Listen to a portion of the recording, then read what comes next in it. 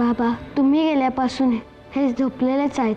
मध्ये एकदा उठून रागिणी रागिणी बोलायला लागल्यावर आपने जो दवाई कही थी वो मैंने उनको दे दी. बहुत बहुत शुक्रिया बेटा.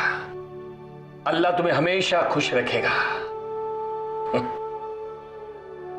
इस बच्चे को यहाँ बिठाकर मैं दरगाह में दुआ मांगने के लिए गया था. नील राजे यूं ही सोए रहते हैं, लेकिन जब वो होश में आते हैं तो रागिणी का नाम लेके रोते रहते हैं. उस वक्त उनकी हालत मुझसे देखी नहीं जाती. बाबा, कमाल करता तुम्ही. नील भयांची ही अशी अवस्था आणि तुम्ही त्यांना हॉस्पिटलमध्ये सुद्धा नेलं नाहीत. बहुत कोशिश की बेटा, बहुत समझाया, लेकिन ना घर वालों को खबर करने देते और ना ही मेरे साथ अस्पताल में आते. बेटा, मैं क्या करूं? दुआ के अलावा इस फकीर के हाथ में क्या है?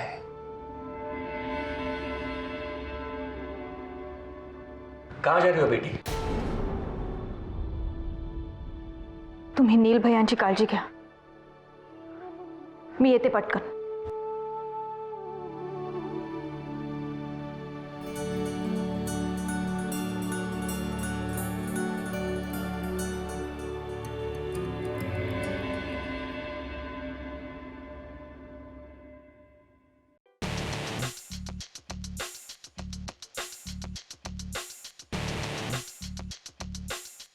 यो यो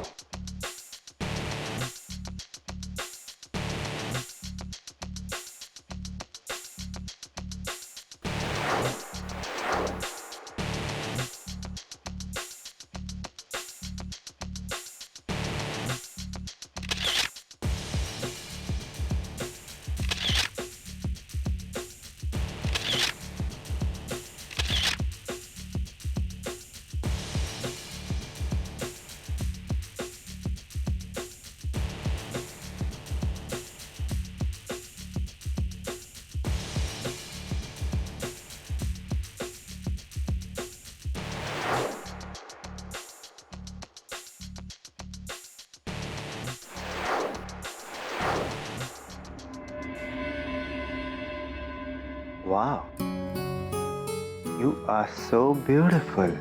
मी आत येऊ का? Yeah, please come in.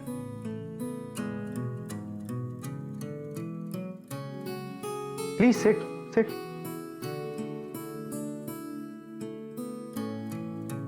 Impressive. I'm really impressed.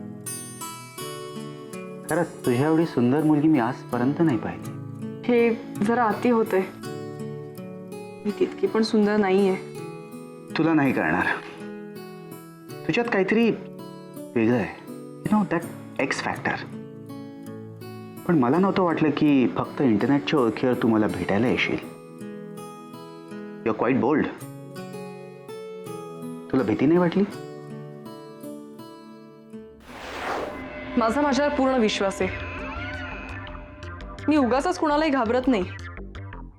And by the way, मी सुंदरच नाही, हुशारही आहे.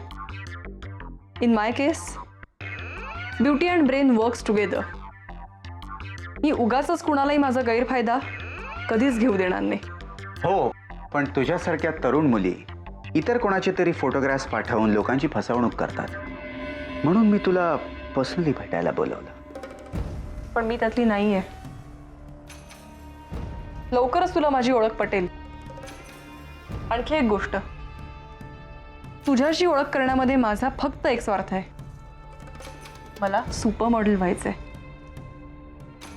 तुझा जर काही दुसरा स्वार्थ असेल तर I am sorry. Don't misunderstand. पण मला फक्त कामात इंटरेस्ट आहे. डोंट वरी, मी सुद्धा पक्का प्रोफेशनल आहे. मला तुझे फोटोग्राफ्स आवडले आणि तुझी बोलण्याची स्टाईल सुद्धा. अशाच एका टॅलेंटेड मुलीच्या शोधात होतो मी. And I am sure you will make it big. एक दिवशी तू सुपर मॉडेल बनशील and I will help you for that. जर तुझी हरकत नसेल तर from today we are friends. Thank you. इसी खुशी में एक कॉफ़ी हो जाए. श्योर. बस आलोच.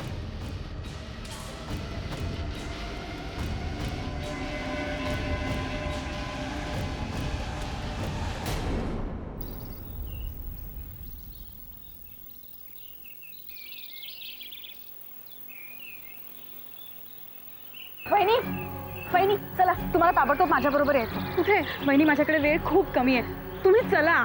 अगं पण कुठे वहिनी जायचं? सांगितलं ना, माझ्याकडे वेळ खूप कमी आहे. तुम्ही चला, मी रस्त्यात सगळं तुम्हाला सांगते. चला चला. पण अगं देवयानी,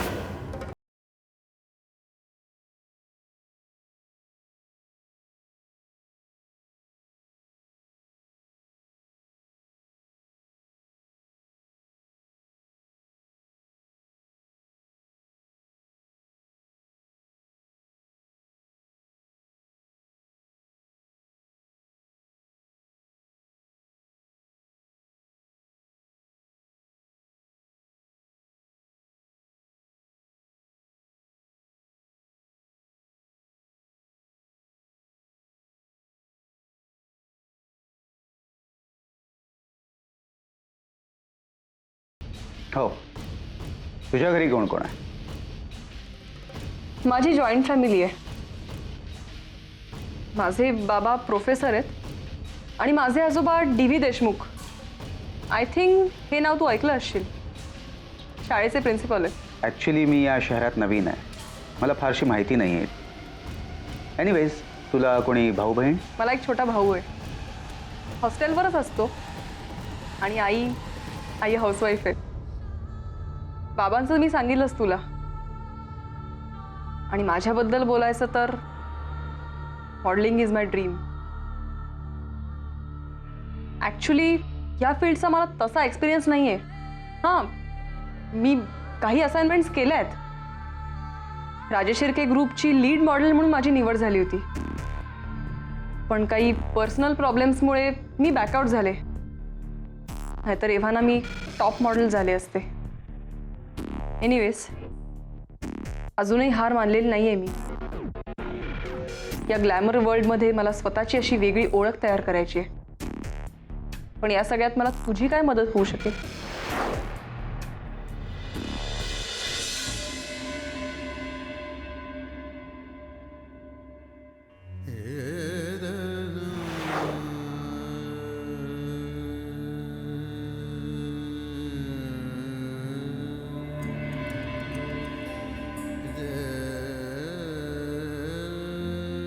रागिणी,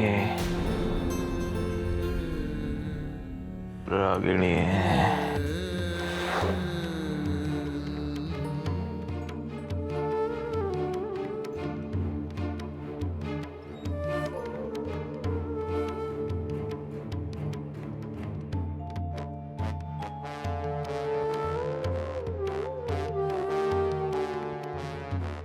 रागिणी,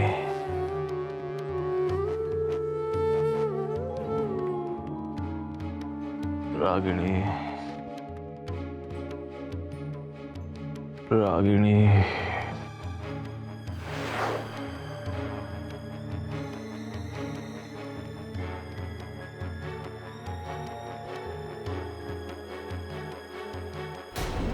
रागिणी, रागिणी.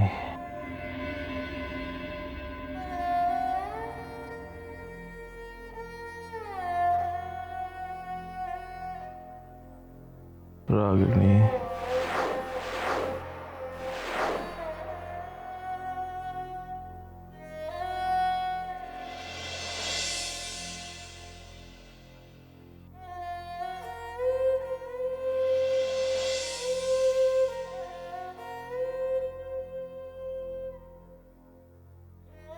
रागिणी. नील,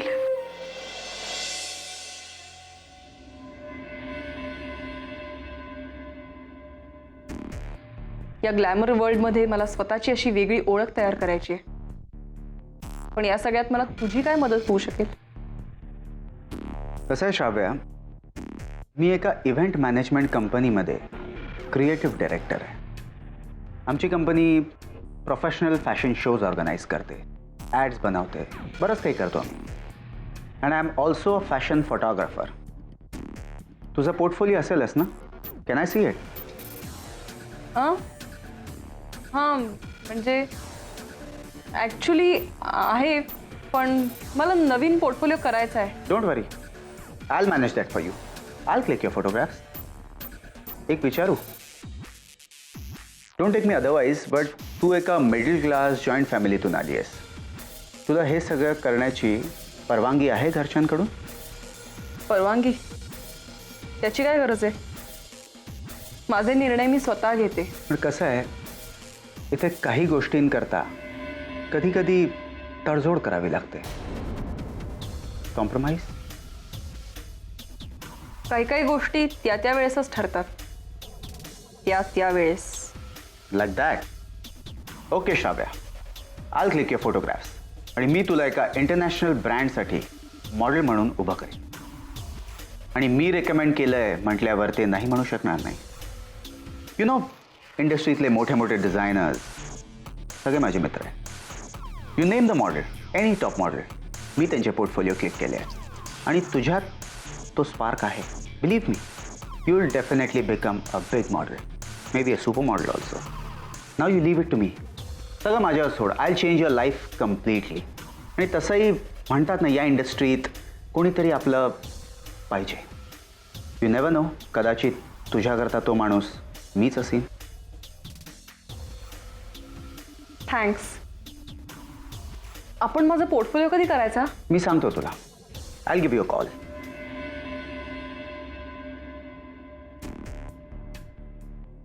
ठीक आहे, मग मी निघते. ओके, चल, बाय बाय. बाय.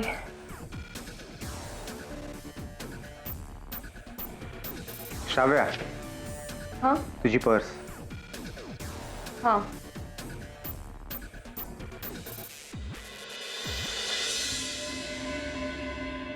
राजकारणात येळ महत्वाची असते रणवीर. योग्य येळेला योग्य काम झालं की कसा फायदाच फायदा होतो. पाहिलंत ना बघा, एका बाजूनं मणी ठाकूरनं हात दिला, दुसऱ्या बाजूनं भावानं साथ दिली. लई झकास झालं. देवयानी संग लगीन करायला तयार झाले ते. झकास झालं. आता तुम्हाला कोणी बी रोखू शकत नाही. तुमचा इजे झालाच म्हणून समजा. ताज्या रिपोर्टनुसार मणी ठाकूरचा खून झाल्यामुळे लोकांमध्ये आमच्याबद्दल सहानुभूती आहे. वाटल नाही तर काय. तुम्ही तिथं जाऊन ज्या तऱ्हेनं समधी परिस्थिती हाताळली, लोक भारी इम्प्रेस झाले. आता फक्त ही सहानुभूती टिकून ठेवा म्हणजे झालं. आणि चुकून कमी झाली तर काय हो, अजून एक मणी ठाकूर. या की हो विक्रम राजे. अभिनंदन लगीन ठरल्याबद्दल. कशा आहात मंगलाताई? झक्कास.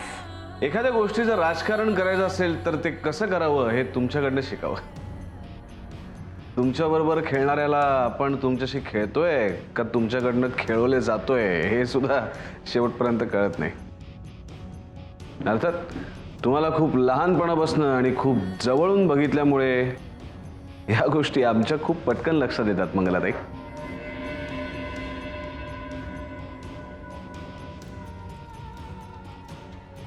विक्रम राजे, काय झालं हो? हा? आमचं काही चुकलं का? नाही नाही नाही, अजिबात नाही. तुमचं काहीच चुकलं नाहीये. पण आमचं देवयानीशी लग्न ठरल्यानंतर तुम्ही आमचं अभिनंदन केलं हे ऐकून आता आम्हाला असं वाटतंय की आमचंच काहीतरी चुकलंय. खरं तर आता आमची आणि मणी ठाकूरची अवस्था सारखीच आहे. भैयासाहेब जिंकावेत म्हणून बळी गेलेला मणी ठाकूर जसा एक प्यादा होता, तसंच अजून एक प्यादा तुमच्या समोर उभा आहे मंगलाताई. असं का हो बोलताय? तुमचं काहीतरी गैरसमज.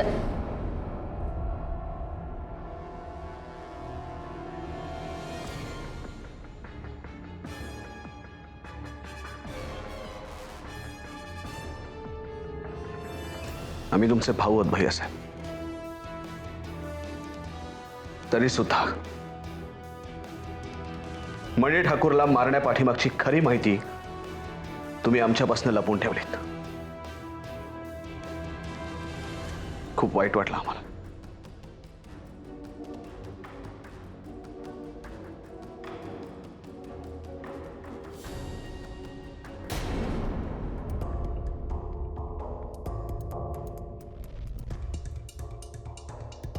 ह्यांना समजा कळलं तर नाही.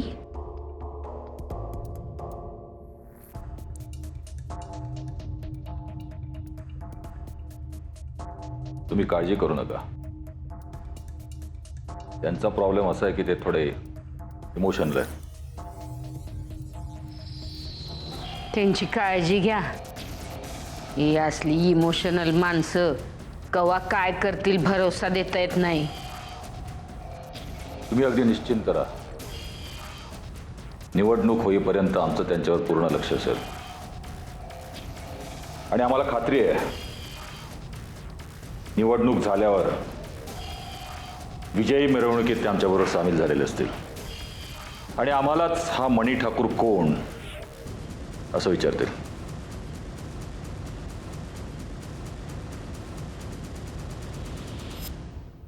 बाबा मी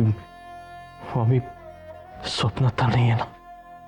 हाँ अनिल राजे, ये ख्वाब नहीं है, ये हकीकत है. अल्लाह ने तुम्हारी मुराद सुन ली, तुम्हारी पुकार सुन ली, तुम्हारी तड़प सुन ली. रागिणी, रागिणी.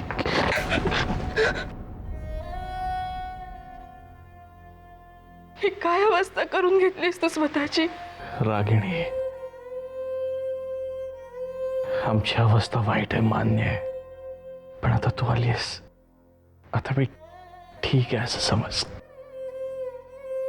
रागिणी, आम्हाला एकट्याला सोडून तू कुठे गेली होतीस आणि का आम्ही तुझ्याशिवाय जगू शकत नाही हे माहीत असूनही, पण या एवढ्या दिवसात तुला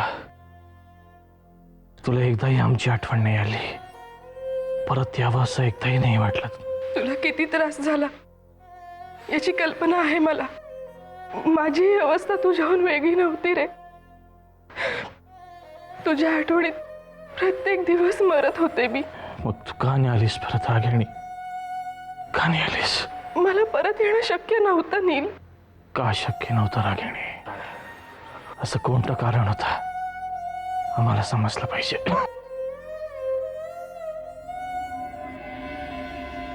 तुला शपथ आहे माझी, हा विषय तू पुन्हा काढणार नाहीस.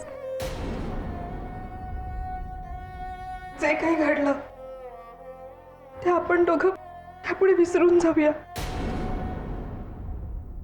नाही वहिनी, नील भैयांना खरं कारण कळायलाच हवं.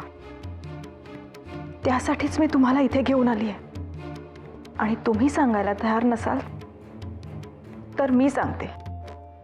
नाही देवयानी, प्लीज. देवयानी, तुला ते कारण माहिती आहे? हो नील भैया, मला माहिती आहे. रागिणी वहिनींनीच सांगितलं.